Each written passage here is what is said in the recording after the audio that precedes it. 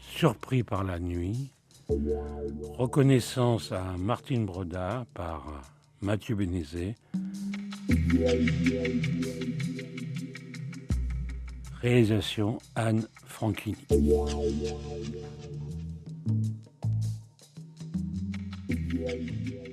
Écrire des essais sur tel ou tel poète, je crois que quand on écrit de la poésie, le rapport au maître, c'est quelque chose de très important.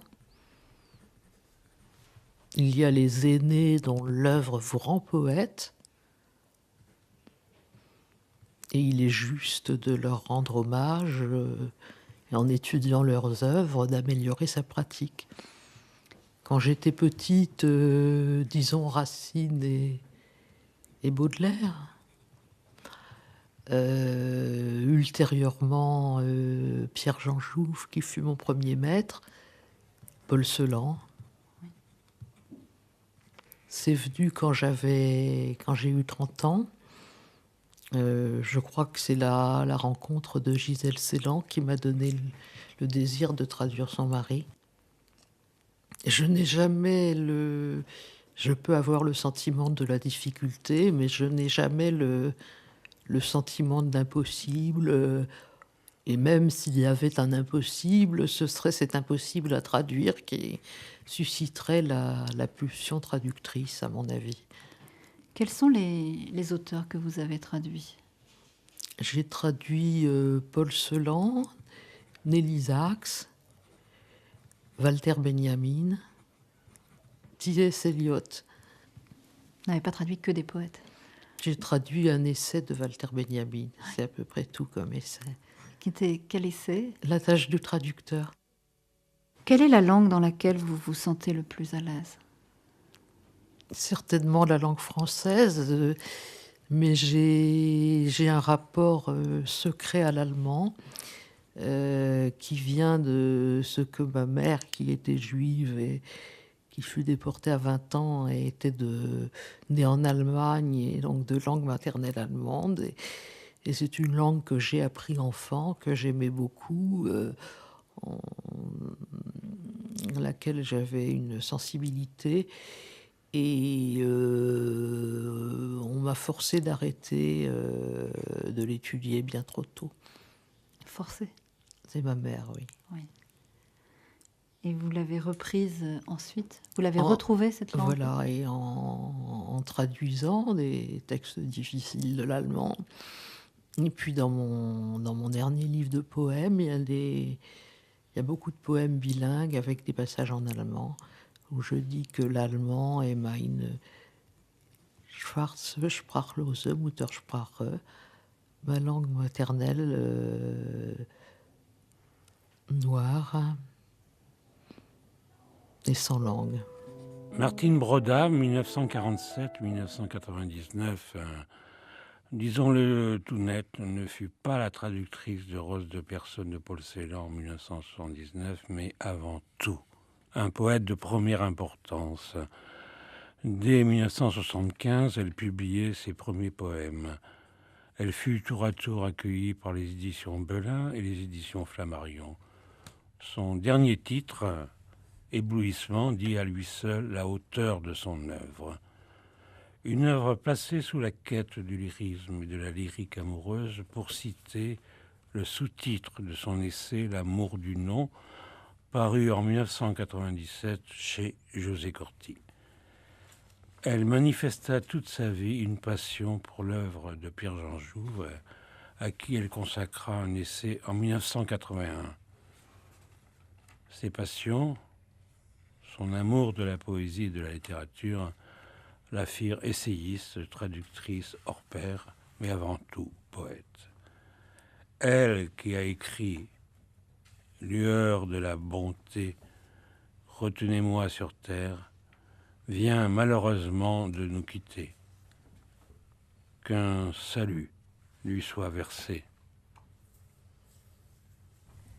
L'amour est le poète. C'est mon poème que tu aimes, ce n'est pas moi. Je me te ferai violence, brisant le cercle enchanté. L'âme, la maladie incurable nommée, disait celle marine. Et l'amour, l'amour est le poète.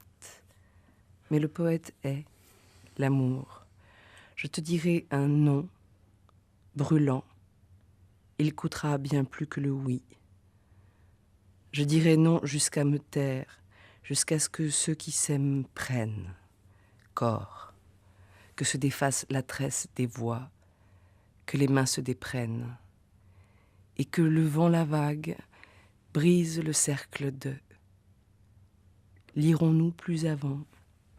J'ai faim et soif, étanche, moi, maintenant.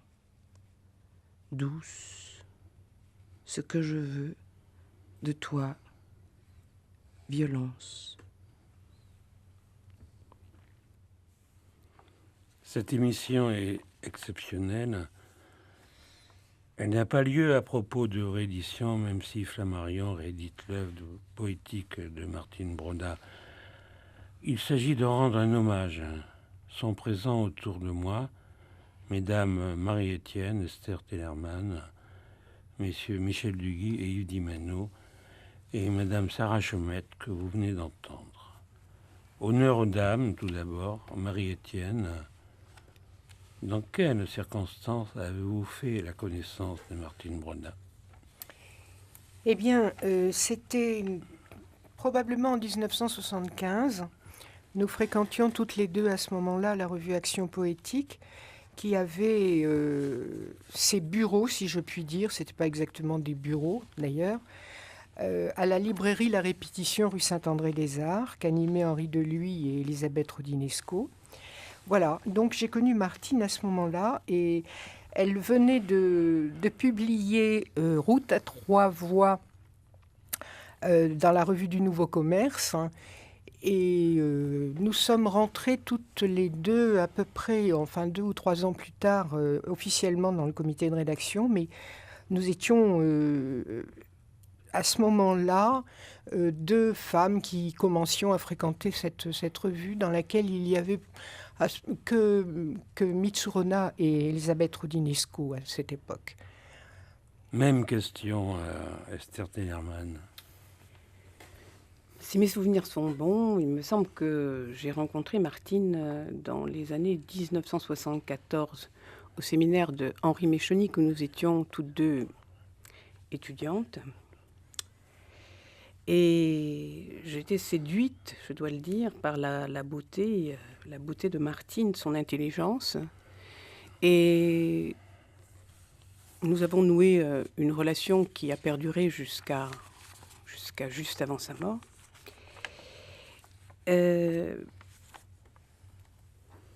Nous sommes rencontrés autour de ce qui était l'époque, c'est-à-dire le Parti communiste français, où nous avions adhéré, et puis ce post-68 qui nous liait.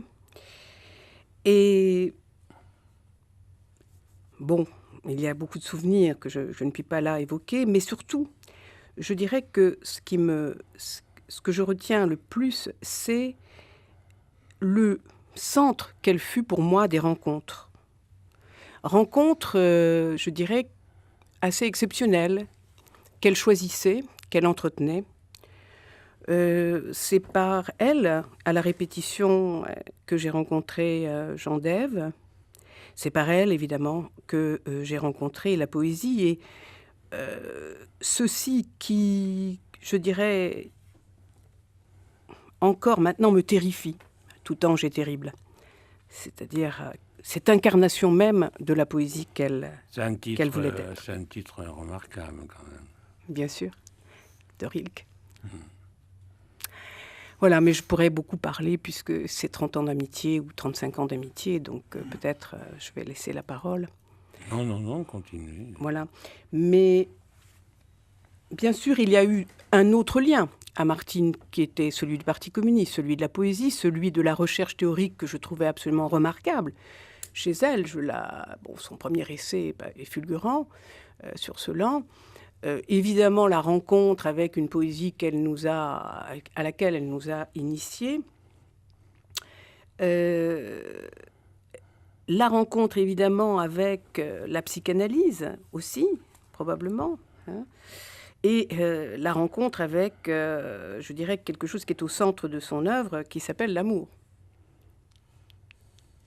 L'amour et le lyrisme. Alors, le lyrisme, le haut lyrisme, comme elle le dit, puisque j'ai l'impression que son œuvre forme vraiment unité, c'est ce qui me frappe le plus dans son œuvre, c'est-à-dire que tout circule entre l'essai, l'essai, la traduction et le poème, en quelque sorte, forment unité chez elle.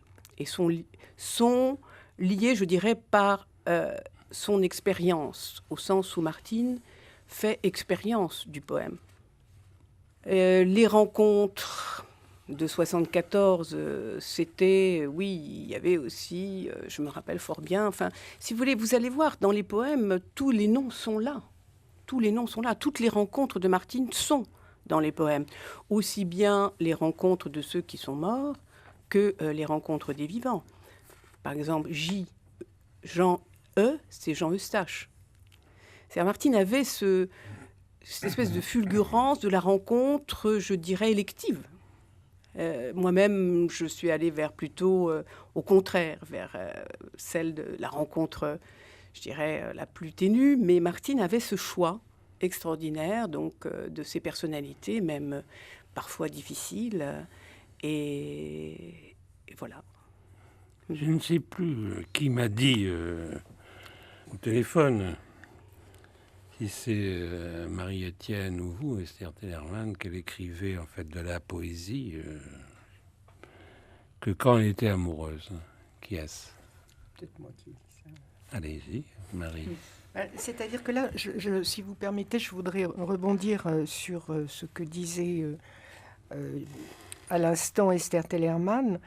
C'est vrai qu'elle avait une relation, enfin, elle élisait, le terme est très juste, elle élisait de grandes figures avec lesquelles elle entretenait des relations. Et je me souviens qu'à l'époque où je l'ai rencontrée, elle avait une très grande admiration pour un poète qui venait d'être publié dans la revue de Michel de Guy, la revue Poésie, qui était Charles Racine. Qu'elle préfacera ensuite. Oui. La préface est Jacques Dupin, mais il y a une note de. Et de elle était Brunat. très. Elle parlait énormément de lui, et je me souviens. Nous avions une relation à la fois très amicale et un petit peu de joute toutes les deux, parce que qui était probablement entretenue par l'environnement de la revue. Quand j'ai été publiée dans la revue, elle ne l'était pas, et quand elle l'était, je ne l'étais pas. Bon, donc, mais on s'entendait très bien néanmoins.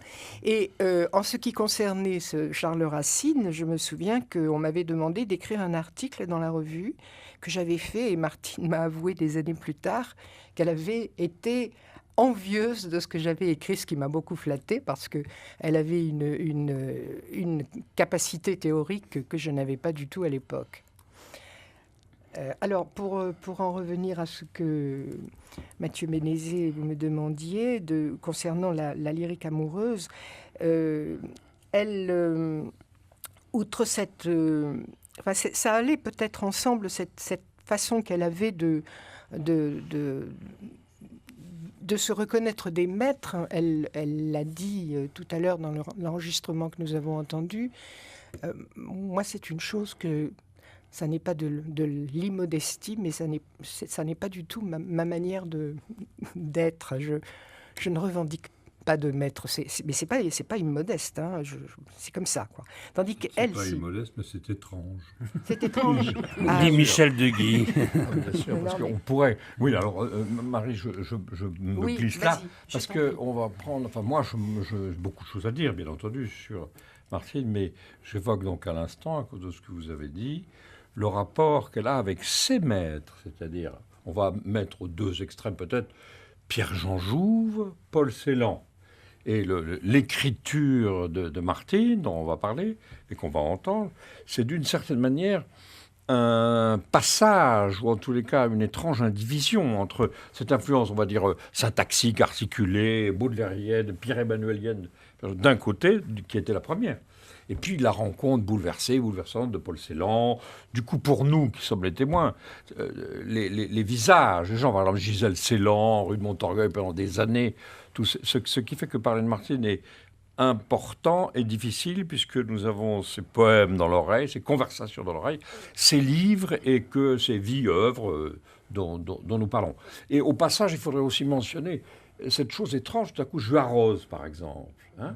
Alors, je me rappelle, c'était quelqu'un de très étonnant, Martine, parce que je me rappelle l'année, je mélange malheureusement toutes les dates, mais une année, dont vous allez vous souvenir aussi, où elle dit, c'était comme si elle était en quête d'un objet. Elle avait ces objets, mais en même temps, elle était en quête, avec une curiosité intense. Elle avait, pour ainsi dire, découvert, où elle s'approchait de Jules Arrose, elle avait envie d'en parler, de traduire, etc. Voilà, cette espèce d'ouverture. Et donc, non, je me suis glissé à ce moment-là parce que les maîtres, même vous, Marie, si on vous questionnait durement, on va vous en faire trouver 5, 6 ou 10. Car, bien entendu, nous naissons des livres et de la vie. Oui, mais je n'utiliserai pas le mot de maître. Voilà. Ah bon, d'accord. Alors, comment vous appelez ça? Ni Dieu, ni maître? Non, mais je parlerai de rencontres importantes. C'est Léo Ferré, ça. Je parlerai de rencontres importantes, mais, bon, pas de d'accord, maître. Je veux bien ce statement. Non, mais Rencontre importante. Oui, mais rencontre importante, attendez, c'est un peu en dessous de la question. Évoquons, parce que c'est une anecdote qui a été extrêmement importante pour Martine, le fait qu'on a publié, la chose a été racontée à plusieurs reprises, dans les œuvres de Pierre-Jean Jouve, un poème qu'on avait trouvé sur sa table de mort, si j'ose dire, qui était un poème de Martine. Donc elle en était à la fois flattée... 2 poèmes, je crois, Michel. Alors ça, c'est une espèce de filiation involontaire qui est quelque chose d'extraordinaire. Alors, si vous voulez dire, en plus, c'est une rencontre, à mon avis, le mot est trop faible. Moi, je parle de moi, dans l'occurrence. Pour Martine, mais si elle voulait parler de maître, c'était son droit. Ben, je voudrais qu'on lui rende encore hommage, Marie-Étienne, par quelqu'un qui est absent. Qui est absente. C'est Geneviève Hutin, qui vient d'écrire un poème en hommage, qui a été une amie aussi de Martine Broda, et on va l'écouter par la voix de Sarah Chaumette. L'immortel, à Martine Broda. Certains écrivent, d'autres donnent forme à leur vie en écrivant, au destin. Jour de ré, où tu récitas dans l'île, la rose qu'elle tient, c'est la rose trémière, où le destin se présenta sous la forme du visage d'un homme, ton allemand de ré, pour se réunir au naufrage de l'Europe et pour s'en séparer. Tout ce que peut le corps d'une femme. La réponse à Spinoza, que peut un corps. Tout ce que peut un toi aimant, désirant. Martine, toi qui disais poème d'une manière spéciale, poème. Je pris ta mélancolie sur moi. Il y eut une pluie d'étoiles filantes. Nous t'avions perdu de vue, tu nageais, et puis tu es revenu de la mer. Les 2 bouts d'horizon qui brillaient dans ses yeux à lui. On voit très bien à travers ce beau poème de Geneviève Hutin, très récent bien sûr, que justement la question de l'amour, mais de l'amour quotidien, était importante. Yves Dimano, vous qui fûtes son dernier éditeur. Oui, moi, pour des raisons de chronologie évidente, mes relations avec Martine sont beaucoup plus récentes. Je ne l'ai pas connue au début de son parcours. Je l'ai même connue plutôt sur le tard, étant resté de mon côté un peu à l'écart aussi d'un certain nombre de choses. Et donc, en fait, j'ai commencé à la connaître personnellement, à travers l'édition de ses textes, puisqu'effectivement, j'ai publié d'une part son dernier véritable grand livre de poésie constitué, qui sont les poèmes d'été, en l'an 2000. Et puis, On a fait un deuxième ouais, volume. Mais qui sont d'ailleurs, comme disait Michel Deguy, parfilés de noms. Hein, Absolument, qui sont d'ailleurs, qui marquent à mon sens une rupture, on peut employer le terme de rupture, en tout cas stylistique par rapport à toute son œuvre antérieure. Ils sont dans une continuité aussi, mais stylistiquement, ils marquent vraiment une nouvelle approche poétique. Et donc les rapports que j'ai eus avec elle sont des rapports essentiellement éditoriaux, plus que personnels et privés. Mais j'avais un lien, si je puis dire, bien antérieur à notre rencontre avec ses livres. Depuis effectivement les numéros d'Action Poétique auxquels elle a participé. Enfin, j'ai été son lecteur avant de la rencontrer. J'ai également découvert ses premières traductions de Céline au moment où elles étaient publiées. Je peux même dire que j'ai, pour ma part, découvert Céline à travers sa traduction de La Rose de Personne, beaucoup plus qu'avec les traductions qui existaient à cette époque-là. Et je suis d'accord absolument, Mathieu, avec vous pour dire que il faut d'abord reconnaître son œuvre à elle, c'est-à-dire il ne faut surtout pas la réduire, comme d'aucuns ont parfois essayé de le faire, à ce rôle de traductrice de Céline. Mais néanmoins, je considère que la traduction de La Rose de Personne est une des très grandes traductions de poésie qu'on a eues en France dans la fin du XXe siècle. Donc le lien a plus été un lien à travers les livres, à travers les textes, et bien sûr, à ce moment-là, je l'ai plus côtoyé, mais pour des raisons, disons, plus professionnelles. Voilà, et puisqu'on avait, c'est aussi une occasion de le dire, les 2 volumes que j'ai publiés, rassemblant dans un désordre pas très voulu au départ, rassemblant l'essentiel en tout cas de son œuvre poétique, nous avions le projet à moyen terme de les fondre en un seul pour rassembler en fait l'œuvre poétique dans sa chronologie. Vous avez repris d'ailleurs le livre publié par Michel Deguy. Absolument. Grand jour.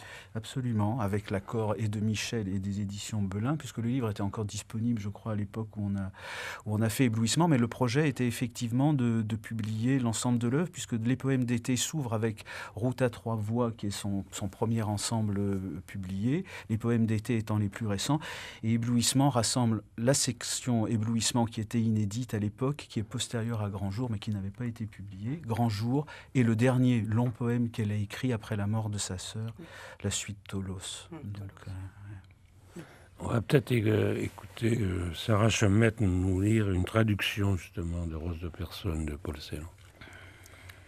Zürich zum Storchen, pour Nelly Sachs. Nous avons parlé du trop et du trop peu, du toi et du non-toi, de la clarté qui trouble, de choses juives, de ton Dieu, de ça. Le jour d'une ascension, la cathédrale était sur l'autre bord avec de l'or.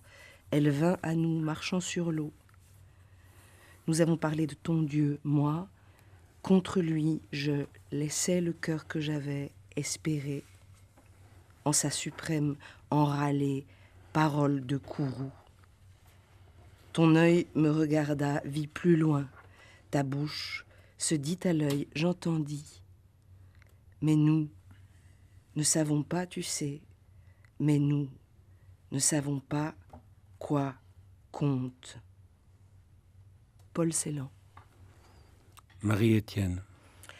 Je voudrais enchaîner par rapport à ce que vous avez dit sur la traduction. Je voudrais dire que ce qui m'a... Les premiers textes qu'elle a publiés dans la revue Action Poétique, c'était des textes théoriques. Et j'étais très admirative et très impressionnée. Elle avait publié de la poésie par ailleurs. Je ne sais pas si elle avait publié déjà ailleurs que dans la revue du Nouveau Commerce dont j'ai parlé tout à l'heure. Mais en tout cas, dans la revue Action Poétique, elle a commencé par publier des textes théoriques. Et notamment, c'est aussi ce lien que je fais par rapport à ce que vous avez dit sur Celan. Dans le numéro 68, qui était consacré au baroque allemand, elle a publié d'une part un très long texte sur Pierre-Jean Jouve et d'autre part un article qui était très beau sur Jean d'Ève. Et si vous permettez, je lis une citation de ce texte.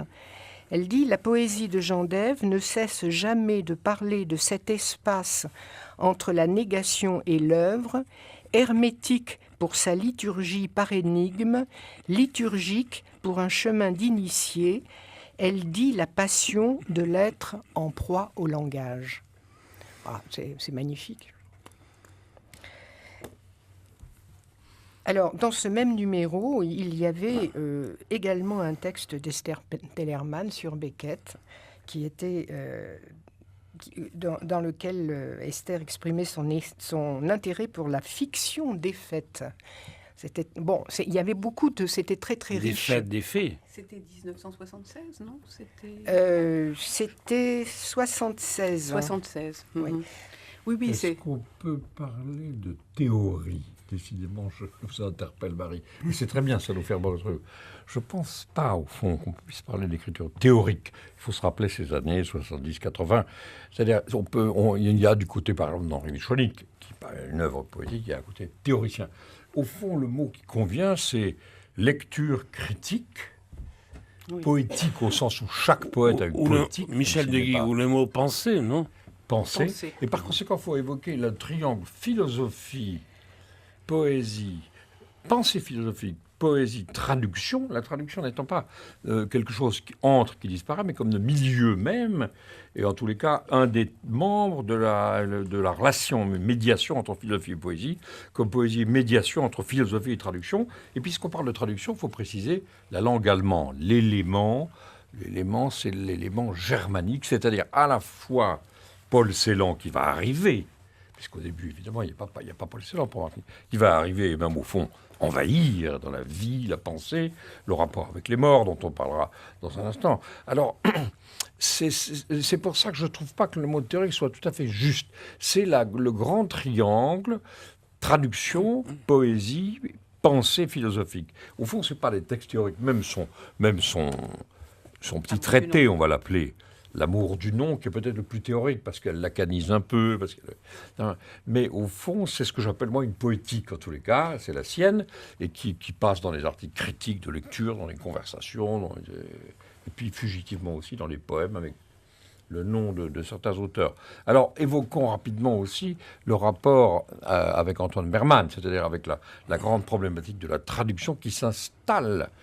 Elle est là depuis des siècles, bien entendu, mais ce qu'on a appelé ensuite traductique, traductologie, la grande tâche du traducteur, l'influence de Walter Benjamin. Au passage, je jette des noms, puisqu'ils sont aussi dans les quatrièmes de couverture. La pensée, la Coulabart, Jean-Luc Nancy, l'arrivée du romantisme, enfin l'arrivée, une revenance du romantisme allemand avec le grand livre sur l'absolu littéraire, toutes ces choses-là. Il faut, j'en jette beaucoup sur la table parce que c'est ça l'élément, l'effervescence et la ferveur et la difficulté, c'est de penser. Il y a eu une constante quand même dans sa réflexion. Je suis assez d'accord pour faire un peu une nuance. C'est pas vraiment une œuvre théorique. On peut pas tout à fait dire ça. Mais il y a quand même une constante depuis le début. C'est cette question du lyrisme. Et elle a été à son époque, et dans le contexte qu'on sait, elle a été l'une des premières quand même à revendiquer cette écriture lyrique, ce retour du lyrisme, sans justement faire réaction, c'est-à-dire en s'appuyant d'une certaine manière sur une forme d'extrémisme formel, la réflexion formaliste qui avait cours à ce moment-là, mais en réaffirmant le lyrisme comme le noyau dur en quelque sorte de la poésie. Et je trouve que ça, c'est une posture en plus très courageuse, y compris dans sa dimension de femme, enfin, puisque elle le réaffirme dans et à travers l'écriture de son propre poème. Enfin, oui. Avant de poursuivre, j'aimerais qu'on entende la voix de Martine Brodin, s'il vous plaît. Charles R. Ce meurtre reversible, sauvagement innocent, crucifiant la fille avec le père, le juif avec l'allemand.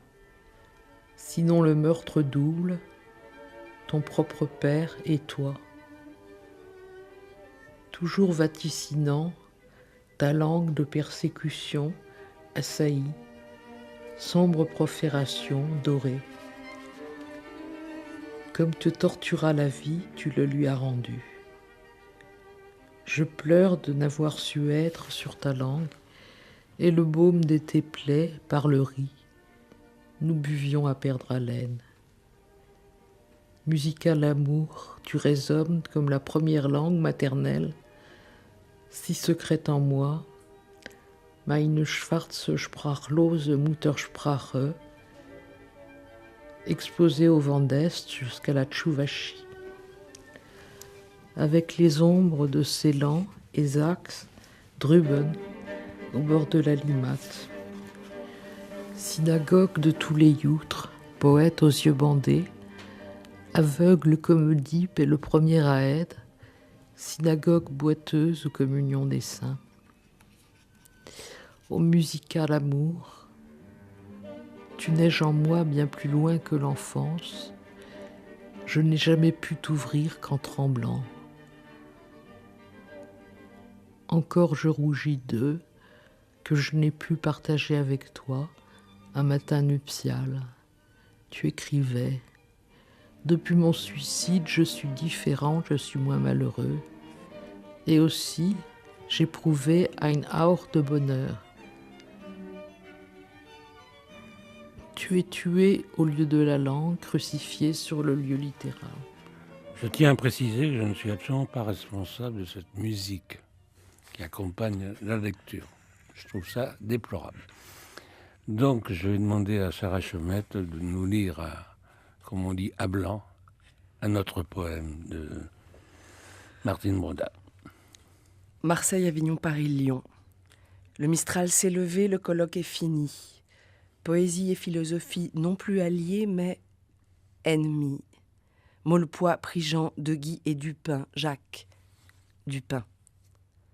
La poésie tard venue a vaincu le pragmatisme anglo-saxon, la pesante philosophie analytique, répétant le geste platonicien d'exclusion, brutal qui assène. Le langage est un instrument, la poésie n'est pas épiphanie, la poésie est épiphanie. Je le dis comme Rilke et Juarez l'ont dit. Celle-ci, Hic et Nunc, commence pour moi à Marseille. Poème, le premier depuis longtemps, griffonné dans le train, à la hâte. Samedi, il faisait encore beau. Quartier du Panier, sur la place des Moulins, là où Marseille ressemble plus à Prague. Je bavarde avec un groupe de jeunes, beurre et black, propos antisémites soudains, finalement indolores. La vieille charité, je les quitte brusquement, je trouve un cadeau exquis pour Jeannette, une boîte ronde, ancienne et rose. Samedi, il faisait encore beau, mais dimanche est le plus beau jour. Le Mistral s'est levé, balayant le colloque. Les poètes ont vaincu, comme le vent rageur qui souffle suréchancré de Jacques Dupin, ce vent qui nous a jetés l'un vers l'autre. Je tiens à préciser que Jeannette était la femme de Jean Tortel. Mais je sens que Esther Tellerman a quelque chose à dire. Quelque chose à dire, c'est-à-dire, j'ai oublié évidemment ce qui nous liait aussi Martine, mais ce n'est pas pour cela que j'en parle, c'est qu'effectivement, cette question est au centre de son œuvre, et c'est la question de la judéité, bien sûr. Donc la question de la judéité par l'affiliation à Mandelstam, à Paul Celan, à cette Marina Tsvetaeva qui n'est pas juive, mais dont la phrase est célèbre, tous les poètes sont juifs, avec dans sa filiation également nul poème n'est possible après Auschwitz d'Adorno, mais que bien sûr elle prouve que ce poème est possible. Et cet engagement, je dirais, chez Martine, cette judéité, et c'est ce qui nous rapproche, et je ne dirais pas qu'elle est ce qu'elle apparaît maintenant, c'est-à-dire qu'elle peut être communautariste, mais c'est une manière d'habiter la langue. Et c'est ce qui est important. Je pense qu'elle l'a assez dit dans son essai sur Paul Celan, qui est tout à fait magnifique. C'est-à-dire au-delà de la question autobiographique, c'est-à-dire celle d'Hélène Broda, qui habite également le poème. Rappelons qu'Hélène Broda est la mère de Martine, qu'elle fut déportée en 1944 à Birkenau, qu'elle a tenté de s'évader avec sa sœur Juliette et que, bon, finalement, elle est rescapée des camps. Donc, il faut dire ce que Martine a vécu là, dans son enfance. Au-delà de cette source autobiographique, il y a cette manière d'habiter la langue qui fut celle de Mandelstam ou de Paul Celan, où le juif, le youtre, comme elle le reprend, est celui que sa souffrance couronne. Il y a quelque chose comme cela chez Martine, hein. C'est-à-dire cette salvation, ce côté mystique, en quelque sorte, ce côté mystique, cette salvation par la souffrance. Je ne pense pas que ce soit juif particulièrement, ce serait plutôt chrétien. Mais on pourrait dire que sa judéité, c'est justement ce qui va situer le poème entre dialogisme et exil.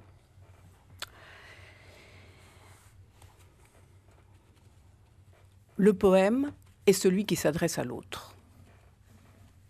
Voilà la manière d'habiter la langue. C'est-à-dire que à l'autre en soi. À l'autre avec on pourrait dire avec un grand A. C'était la manière qu'avait Martine de parler à l'autre. Le poème, dit-elle, dans son essai sur Paul Celan, est ce caillou mémorial pour les morts que les Juifs déposent sur leur tombe. Et donc, il y a pour elle toujours une adresse, comme vous l'avez tout à fait remarqué. Le poème est adressé, au-delà des maîtres, à ceux qui sont morts, aux amis morts, à Jean Eustache, qui s'est suicidé, à Werner, je me rappelle Werner, à Alix Cléo Roubaud, à bien d'autres qui ont disparu, à Mitsourona, bien sûr, bien d'autres qui ont disparu, à Charles Racine, aux vivants encore, mais surtout aux morts. Un immense poète, Charles Racine, faut le dire. Charles Racine, oui, magnifique, qu'elle nous a fait découvrir. Michel de Guy. Oui, alors c'est ça qui est difficile au fond pour parler très simplement dans une émission comme celle-ci, c'est-à-dire que nous parlons familièrement. Et ce qui est difficile, c'est de faire entendre l'intensité de la chose dont elle parle. Autrement dit, quoi de plus, en quelque sorte, traditionnel et assez banal, pour de parler d'adresse, de mort, etc. Mais la question, c'est l'affaire, la chose, dit Zache, qu'elle aurait dit de Martine Brondin, c'est la présence des morts, la présence de l'absence des morts. Il faut évoquer ça, justement pour quelques auditeurs qui disent oui, les morts, l'adresse, etc. Non. C'est-à-dire, oui, c'est ça l'élément mystique. C'est-à-dire que Martine Brondin est quelqu'un, dans sa tête, dans sa vie et dans son livre, qui parle avec et aux morts. Dans la nuit, elle nous le raconte le lendemain matin, elle entretient. Tout ça, bien entendu, il y a une longue tradition, y compris d'ailleurs, on peut l'évoquer aussi, pourquoi pas, hugolienne, d'un entretien avec les morts. Alors, il faut mettre du poids dans cette affaire-là. De même, quand elle lit le dialogue, enfin, Hölderlin dit « nous, depuis que nous sommes un dialogue », donc c'est aussi une chose très ancienne. Alors, dialogue, témoignage, adresse aux morts, poignée de main qui vient, vous savez, à se substituer peu à peu à la bouteille à la mer. Oui. Tout ça est en même temps à prendre allégoriquement et symboliquement. Car si c'était effectivement, littéralement, une poignée de main comme tout le monde sonne dans la rue, alors il n'y aurait plus de poème. Donc c'est toujours, et j'y insiste familièrement, c'est toujours, il ne faut pas l'oublier de dire que c'est comme une poignée de main. Qu'est-ce qui se passe, pour faire une grande généralité historique, dans un demi-siècle finissant, le XXe, où on passe donc de thèmes, on va dire, de l'engagement. N'oublions pas que avec Sartre, la poésie a été jugée à l'aune de l'engagement. Qu'est-ce que c'était que s'engager? On passe sous l'influence de Paul Celan et de plusieurs autres, dont Martine, qui fait en quelque sorte cette filiation que vous avez évoquée, à cette question. Alors, nul ne témoigne pour le témoin, cette question de l'adresse, cette question du dialogue, qui dans le cas de Paul Celan, par exemple, donne ce dialogue formidable, le dialogue dans la montagne entre les deux juifs, et tout le monde, ceux qui connaissent ses œuvres frémissent en entendant ce dialogue. Et donc, j'insiste là pour qu'on donne avec les mêmes mots, qui sont les mots au somme commun, poignée, message, adresse, pour entrer dans la gravité. Peut-être que on peut mettre là aussi lyrique, la gravité lyrique, c'est-à-dire avec un « je » qui est celui de l'auteur dont le nom est sur la page, qui est aussi celui du poète, qui est le poète, ou comme on dit dans l'autre contexte, le narrateur, enfin tout ça. Alors, voilà, c'est ça que je voulais dire. Martine, c'est quelqu'un qui, on a parlé de Charles Racine, je me rappelle, c'est un élément mystique très très surprenant. J'évoque un petit fait inouï. Je me rappelle chez moi, rue de Vaugirard, dans ces années très très éloignées, Charles Racine arrivant avec Christian Guèze, du côté de 8 ou 9 heures du soir, et entrant à ma porte, on se connaissait depuis quelque temps, même pas mal de temps, et l'un était le Christ, et l'autre était Saint Jean. Ce qui me mettait dans une difficulté pour les recevoir à dîner en famille. Non, il y avait cet élément extraordinaire qui est en même temps joué, puisqu'on est toujours dans la vie, et en même temps sérieux, etc. Et c'est cet élément mystique sur lequel, Esther, vous avez commencé à insister, le dialogue avec les morts. Parce qu'il y a aussi dans la littérature française dialogue des morts, qui est une chose complètement académique. Oui, ça je ne l'ai pas dit, Michel, parce que je ne voulais pas rentrer dans le côté autobiographique. Oui, c'est vrai. C'est vrai que Martine pensait parler à Éluard. Oui, bien sûr. Martine avait ce don extraordinaire de voyance. Elle pratiquait la voyance, et je pense qu'elle pensait parfois être en relation aussi bien avec Paul Celan qu'avec Éluard. C'est vrai. C'est pour ça, si vous Est-ce que ça relève de la mystique ou d'autre chose? Oui, mais c'est pour ça, Mathieu, que moi, je n'hésite pas à mettre, même s'il y a des guillemets à mettre avec beaucoup de précaution, à employer de temps en temps le terme de folie ou de démence, mot magnifique que Pierre Berthaud ne voulait pas qu'on employait à propos de Hölderlin. Après tout, la démence, enfin, il y a quelque chose, cet élément d'étrangeté particulière. L'étrangeté, comme dirait Freud. Oui. Le risque, le côté au bord, le côté transgressif. Si je peux me permettre, il y a aussi un élément dont on n'a pas beaucoup parlé et qui me paraît curieusement dominer la poésie des dernières années, c'est la joie. C'est-à-dire qu'il y a une grande importance de la joie, de la lumière, de l'éblouissement, justement, qui rejoint évidemment cette question de la lyrique. C'est-à-dire qu'il me semble que quand on prend le parcours poétique de Martine, on voit qu'il y a quand même un cheminement étrangement presque un peu contradictoire avec celui de sa vie, mais dans l'écriture, vers une lumière qui est et une beaucoup plus grande simplicité, si on peut dire, même dans l'expression, qui est tout à fait nette dans les poèmes d'été, qu'on voit, où la rencontre, on en a eu un écho tout à l'heure avec le poème Commencé à Marseille, où la vie quotidienne, y compris la plus ordinaire, est dite. Elle arrive à en extraire justement ces moments lumineux, ces moments de grâce. Je me souviens que le recueil a surpris quand il est paru les lecteurs de Martine. Me dit mais c'est très étrange, pourquoi elle se met à écrire comme ça? Il y a eu une sorte de décalage, comme ça. Certains ne comprenaient pas. Il y avait une forme de trivialité, pour employer ce terme-là, qui apparaissait. Alors que moi, je trouve que c'est une lumière extraordinaire qui sort à ce moment-là de manière plus claire. Voilà. Profitons-en aussi pour rappeler que le titre de Rimbaud, c'est Illumination, et qu'il y a un titre d'Anna Noailles, Éblouissement. Donc, éblouissement, c'est en même temps quelque chose de complètement traditionnel. Tout à fait, dans bien sûr. Le chemin de la poésie. Enfin, la voie de la poésie. C'est épiphanique. Oui, c'est l'épiphanie. C'est le terme d'ailleurs qu'elle revendique clairement dans le texte lui-même.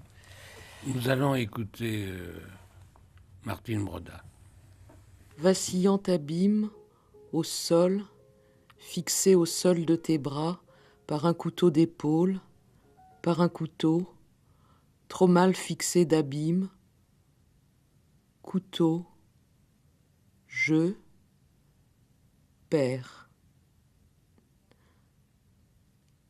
Si je parle moi, parle-moi, parle-moi de toi, comme une sœur pleurée, plein fouet, ta mort. lueur de la bonté, retenez-moi sur terre, quand terre en terre m'acclaire, quand terre entière abîme au vol vacillant,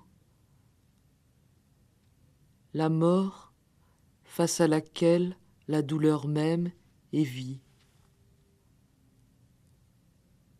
Frappé, fixé, porté à terre, enfin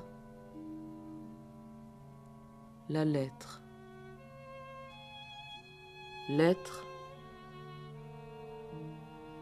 et toi blonde sur l'aile du hasard, légère, volée au temps, à l'avarice de la répétition, et même à ta mort. De plein fouet, message violant la vie, violent message à la vie, ta mort. Lueur de la bonté, protégez-moi sur terre. L'être, ma sœur, toi mon bonheur, courage.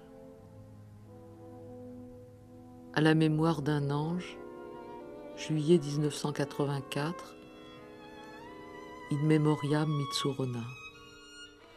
Encore une fois, je ne suis absolument pas responsable de cette musique. Mais nous allons maintenant entendre Sarah Chomed nous lire 3 poèmes sans musique de Martine Brodin. Lorsque ceux qui ont passé les douleurs se retrouvent face à face en haillons, vite, ils se mettent nus. Leur peau éblouie par le sang, ils se réchauffent à la grande chaleur. Et c'est l'amour incroyable, bleu comme ton regard oublié. Il rejaillit plus beau qu'autrefois, nous le buvons comme la vie. Il guérit, des squames tombent de la plaie. Les amants, leur regard est pris de la beauté, de leur image dans le regard. La folle passe, intolérable, en déchirant sa robe aux ronces. Si tu m'aimes, je n'aurai pas pitié de toi. Si tu m'aimes, je veux être aimée, nue, comme celle qui déchirait sa pauvreté, sa maladie, exhibant sans pudeur, sur son visage non maquillé, la cicatrice du besoin d'amour. Si loin, tu es toujours en moi, le doigt fourrageant dans la plaie. Si tu m'aimes, n'aie pas pitié de moi. Tu pleureras, mais tu ne seras pas venu trop tôt si tu surprends ce que je jette contre toi, comme une qui veut briser son image. Pourtant, regarde, tu me regardes, si je ferme les yeux. Je t'ai suivi les yeux fermés, visage aveugle. Je saurais te trouver sans savoir, dans la nuit d'un désir, sans histoire, boucle de l'éternel, gémellité, au signe des yeux clos, tu répondais les yeux fermés. Marie-Étienne. Oui. Alors, je ne vais pas m'attarder sur la petite polémique qu'a lancée Michel Deguet tout à l'heure au sujet du théorique et du poétique. Ça m'amuse pas beaucoup. Disons qu'il y avait beaucoup de pensées chez Martine Brodin et une écriture remarquable pour ce genre de texte aussi. Alors, je voudrais d'ailleurs signaler dans cet ordre d'idées qu'elle s'était occupée d'un numéro toujours pour cette période, parce que je me suis, moi, attachée, pour des raisons biographiques, à la période où je l'ai rencontrée, donc, à Action Poétique dans les années 70. Ce n'est pas que je privilégie particulièrement cette revue, c'est un fait biographique. Je me suis trouvée avec elle à ce moment-là dans cette revue. Et donc, elle s'était occupée d'un numéro sur les langues mortes, et ça avait été tout à fait remarquable. Elle avait à peine plus de 30 ans à ce moment-là, je trouve que... Et ce numéro Il y avait notamment Pascal Quignard qui y collaborait. C'est-à-dire qu'elle s'adressait toujours, comme ça a été dit tout à l'heure, aux personnes, aux écrivains les plus... Elle n'avait pas peur d'aller vers ce qui était important, vers ce qui était... voilà, ça n'était pas quelqu'un qui était dans la modestie. Elle était dans une forme de grandeur. Et ça, je trouve ça formidable, et d'autant plus formidable, je vais peut-être dire une chose qui va choquer, mais que c'était une femme. C'est-à-dire qu'il y a une timidité souvent chez les femmes dans ce domaine-là, et elle n'était pas timide, elle avait une audace et une assurance dans sa pensée, dans son écriture, dans ses relations, qui étaient tout à fait admirables.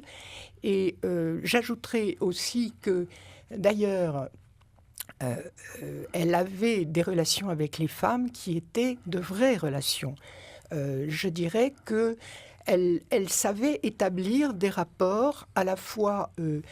je ne dirais pas professionnel, parce que c'est un terme qui est un peu barbare et désagréable quand il s'agit de poésie, mais elle savait établir de vrais rapports d'estime, d'échange. Et je me souviens que dans cet esprit-là, elle avait organisé, ça n'est pas une anecdote anodine, elle avait organisé un dîner avec des poètes femmes. Alors je ne sais plus, on était 7 ou 8, je ne me souviens plus de tous les noms, mais il y avait Esther Tellerman, moi, il y avait Geneviève Hutin, il y avait probablement José Lapeyrière. Enfin, c'était les femmes écrivains et poètes particulièrement de cette époque qui étions connues ou un peu connues. Et c'était une forme de solidarité de sa part. Et d'autre part, quand on faisait quelque chose pour elle, et moi je me souviens de l'avoir invitée au Théâtre National de Chaillot dans le cadre des lectures que j'organisais, je l'ai invitée et elle m'en a toujours été reconnaissante, pas d'une manière, comment dirais-je, expansive et sans en faire trop, mais ça comptait, ça existait. Et elle a fait souvent rapport elle m'a souvent demandé des choses. Enfin, elle était... Il y avait une forme là encore, c'est une attitude qui n'est pas toujours forcément très courante chez les femmes. Elle avait de ce point de vue-là une forme de maturité, je dirais. Et alors, je voudrais dire encore quelque chose, enfin au moins une chose, qui n'a pas été évoquée, me semble-t-il, parce que ça ne paraît pas encore dans les publications, mais je me souviens qu'à une époque, elle avait écrit... Alors, je ne sais pas si on peut appeler ça un roman ou un livre de souvenirs ou un journal. Je crois que ça n'a jamais été publié. Et, donc Michel Deguy et moi-même l'avons lu. Alors, donc, je voudrais faire allusion à ça et dire, moi je ne l'ai pas lu, mais je voudrais dire que c'était une conteuse remarquable. Alors, je ne sais pas, ça se sent déjà dans ce qui a été lu tout à l'heure de ce texte qui parle d'un séjour à Marseille. On voit la conteuse qu'elle peut être. Et moi, je serais très curieuse de connaître des textes de prose d'elle, donc qui n'exprimeraient pas de la pensée, mais qui soient de l'ordre du récit. Et pour ce qui est... bon, alors là, moi aussi, je vais peut-être reprendre un terme ou deux utilisé par Michel Deguy. Décidément, nous sommes un petit peu dans la joute. Voilà, en dialogue, mais Je pense que le fait de parler avec les morts, est-ce que ça n'est pas... je sais que Michel Deguy a utilisé avec précaution le terme de démence, mais est-ce que ça n'est pas tout simplement une manière d'être dans la littérature? Je pense que... bon, évidemment, elle y mettait quelque chose de plus et de particulier, mais est-ce que nous ne sommes pas chacun en relation avec les écrivains que nous aimons, comme s'ils étaient présents à côté de nous? Et pour reprendre ce terme de maître qu'on a aussi utilisé tout à l'heure, moi je dirais que on a une relation d'amour, pas une relation amoureuse, mais une relation d'amour très forte avec des écrivains du passé, comme aussi avec des écrivains présents, mais peut-être qu'on se laisse davantage aller à cet amour quand ils sont morts. Mais Marie-Étienne... Non, je voudrais glisser une chose sur notre Allez-y, Michel Legui. D'abord, Marie, profitons-en pour rappeler, puisque vous avez évoqué une chose très simple qu'il faut dire aussi aux auditeurs, c'est que Martine Broda appartenait au CNRS. Elle a eu son rapport avec les langues anciennes était un rapport professionnel. Elle était agrégée. C'est donc tout le monde avec ça. Il est bon de dire parce que les gens peuvent se demander comment est-ce qu'elle vivait, est-ce qu'elle vendait quelque chose dans la rue. Non, pas du tout. Non, mais c'est très important. C'est très important. C'est le ton très calme que vous avez évoqué, les colloques, le rapport effectivement non intimidé avec les intellectuels, les doctes, etc. Ça, c'est une chose. Maintenant, pour ce que vous venez de dire à l'instant, non, bien entendu, je ne suis pas d'accord, car il ne s'agit pas d'une relation très forte, il s'agit justement de la différence entre une relation très forte, la vôtre, la mienne probablement, moi en particulier, qui ne crois absolument pas à un au-delà, c'est-à-dire à une espèce de rémanence, de permanence dans un ailleurs des morts à qui je pourrais m'adresser. Non. Il y a une différence entre la relation très forte que vous avez soulignée, avec Dieu sait, dans les traînes, dans toutes nos lamentations, avec les disparus, et ce rapport qu'on va appeler, pour faire vite, mystique, qui fut celui de Christian Guez, être extraordinaire, qui est une croyance et un comportement assez spécial et assez rare. C'est pour ça que j'avais dit ça tout à l'heure. Justement, Marie-Étienne, je voulais aussi rebondir là-dessus, parce que il y a quand même une différence entre dire toute la littérature est sur la table, c'est-à-dire tous les siècles mélangés, je veux dire, toute la littérature est sur la table, et d'avoir justement cette créance ou cette croyance, moi je dirais plutôt créance, je veux dire, à un dialogue avec... on va revenir à Victor Hugo avec les tables qui tournaient, mais enfin, c'est pas la même chose quand même. Il me semble. Je sais pas ce qu'en pense Yves Dimano. Allez-y, répondez. Non, mais enfin, moi je ne suis pas une débatteuse.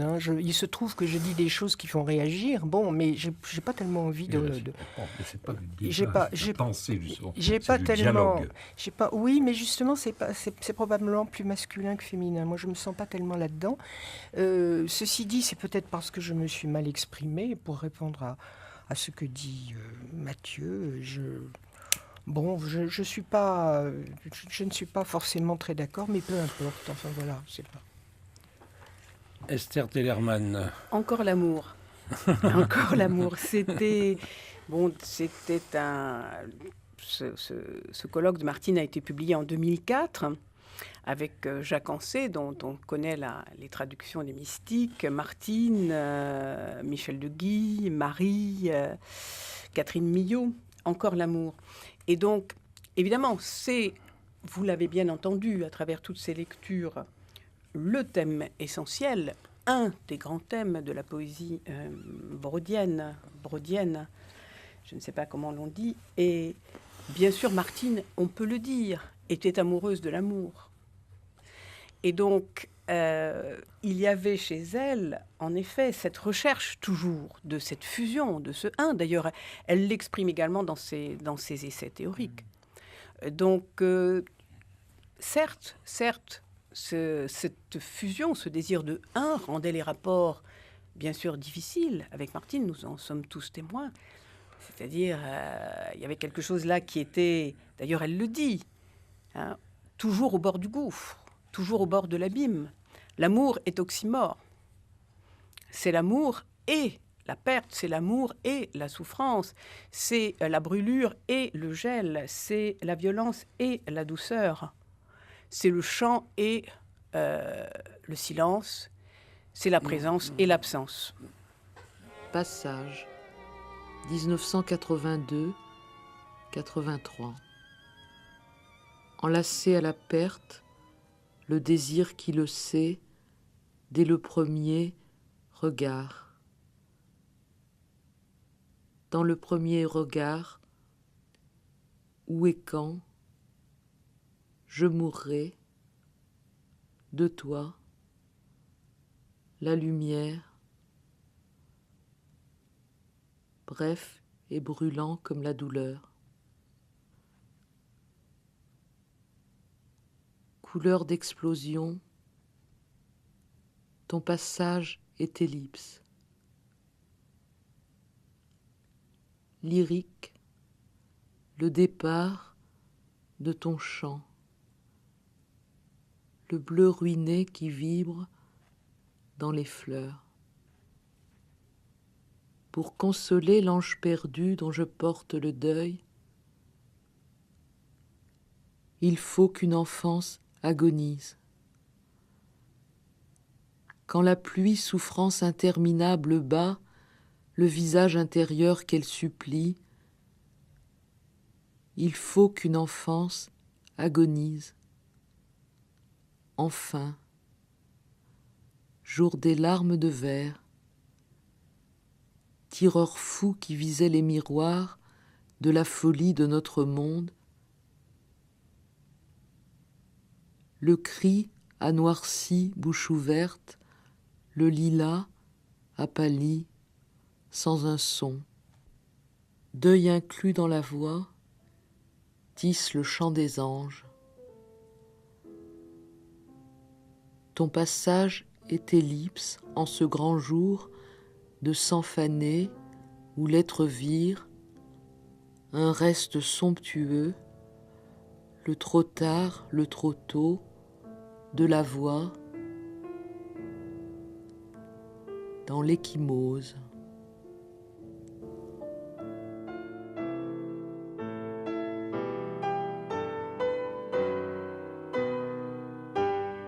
Rencontre avec la peau dans l'opéra des yeux.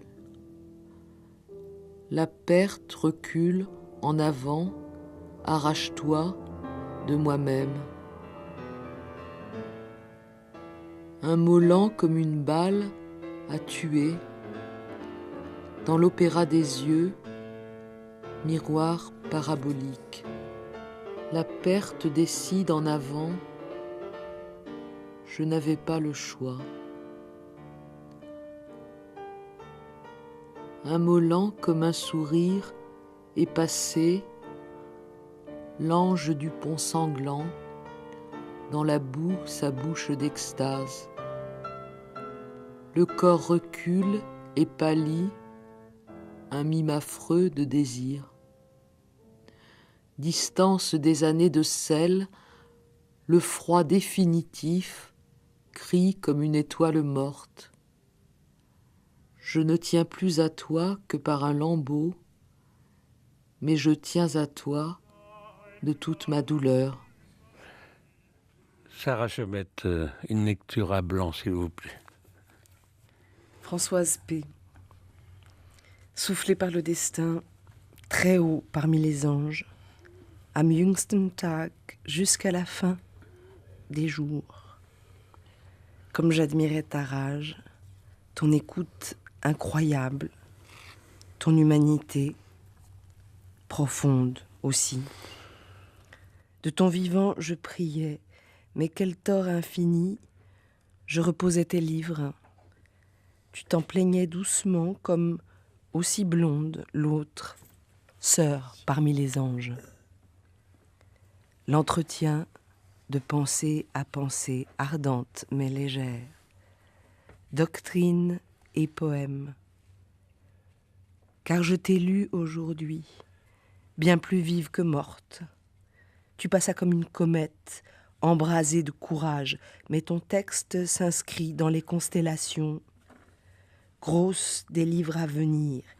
Il m'apporte l'enfant d'une nuit d'idumée. En lettres de feu, ton texte perdure près des anges nouveaux qui prient, baissant la tête. Pour qui? Déliés comme tes livres. Me liras-tu au ciel quand je te citerai? Marie-Étienne. Oui, je voudrais rajouter quelque chose sur la lyrique amoureuse dont Esther Tellerman a parlé tout à l'heure.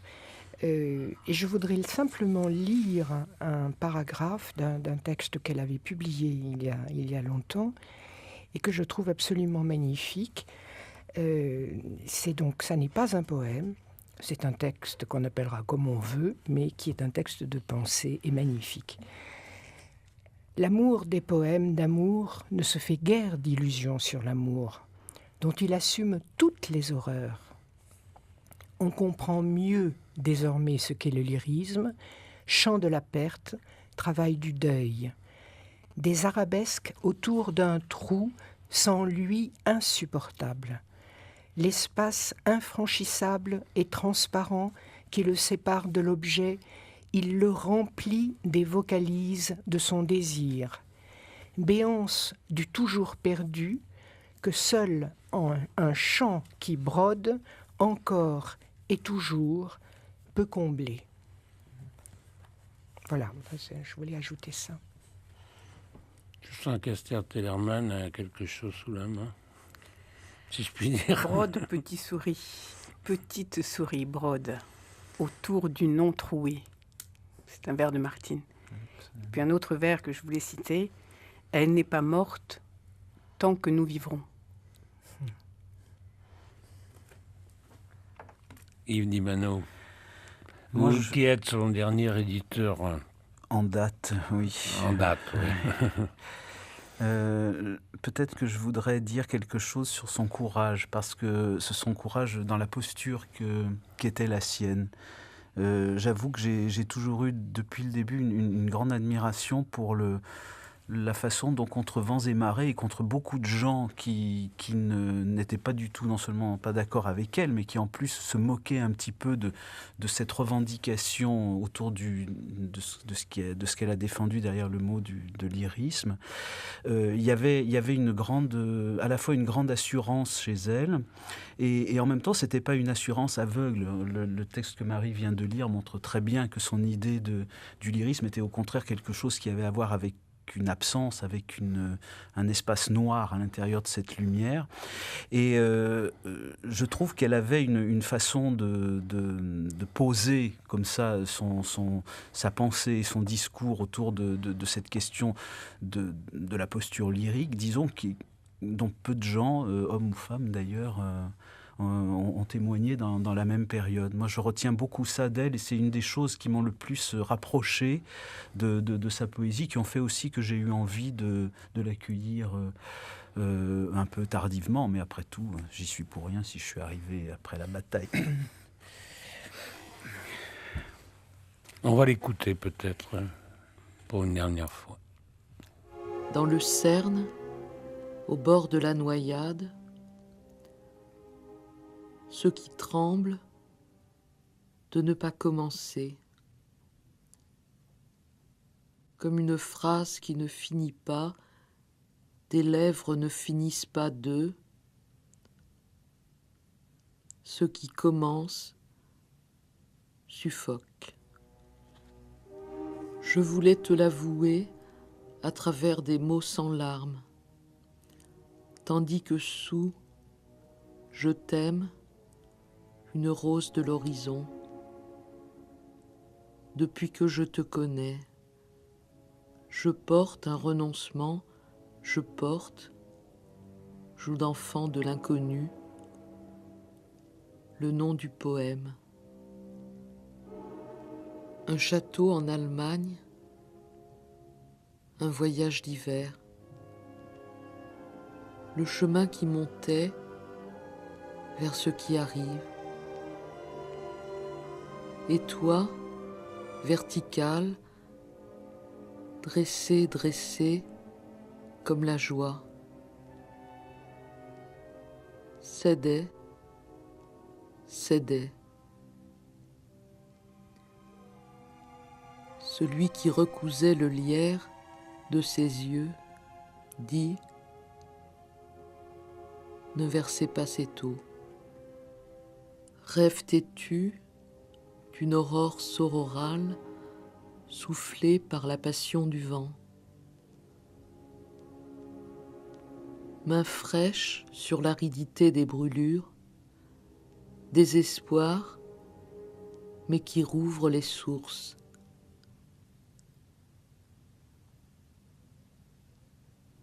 Elle serait la couleur posée sur le monde qui rendrait au regard les paysages perdus. Esther Tellerman. Si une poésie pouvait nous montrer qu'elle est surgissement et qu'il n'y a aucun progrès dans une forme, puisque la forme se donne, c'est bien celle de Martine Broda, puisqu'il me semble que déjà dans Route à 3 voix, comme dans Double, Tout ange est terrible, tous les textes de 76-83, on arrive à une poésie parfaitement aboutie. C'est ce que je dirais de son poème. Quand bien même Poème d'été, effectivement, se tourne un peu vers ce verset à la T.S. Eliot, je dirais, il y a quand même, il faut le remarquer, et je crois que c'est ce qui nous a tous pétrifiés à l'époque, une poésie qui se donne dans une fulgurance et une perfection et une beauté qu'elle aurait revendiquée, cette aura de Rilke. Et donc, je crois que là, nous sommes tous très admiratifs de son travail. C'est donc c'est un peu stupide ce que je vais dire, tant pis pour moi. C'est donc une grande perte. Yves Dimano. Oui. Je pense qu'elle avait en tout cas entamé un nouveau versant de sa poésie qui reste un peu béant dans...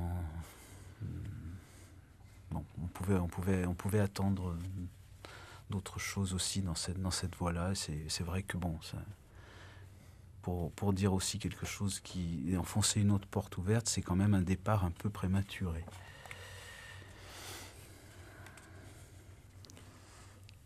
Poésie avec la hache, poésie avec l'amour de ceux qui n'ont pas su aimer, mais qui sont morts pour vivre, pour que nous vivions. Est-ce que nous nous reverrons plus jamais?